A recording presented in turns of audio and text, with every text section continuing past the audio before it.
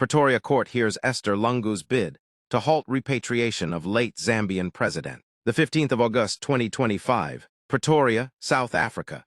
The Pretoria High Court this morning began hearing an urgent application for leave to appeal by former Zambian First Lady Esther Lungu and 7 others, seeking to prevent the repatriation of the late President Edgar Chagwa Lungu's remains to Zambia. The session, which commenced at 9 o'clock hours, will decide whether the appellants may proceed with a full appeal against the court's the 8th of August ruling. That ruling ordered the immediate return of the late leader's body to be buried at Embassy Park in Lusaka with full state honors, in accordance with Zambian constitutional provisions and official funeral protocols. Last week, Acting Judge President Aubrey Ledwaba, delivering the decision on behalf of a 3-judge bench, directed that the repatriation take place without delay. The current hearing is expected to address both legal technicalities and humanitarian concerns in what has become a politically sensitive and emotionally charged matter. Catholic priest Fr.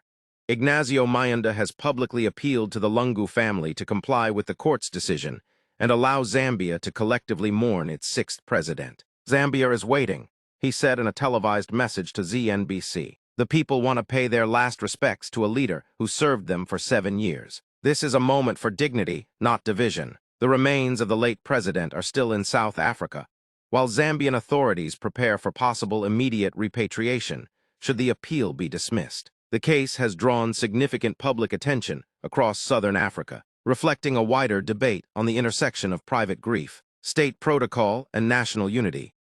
Follow for continuing updates from the Pretoria High Court.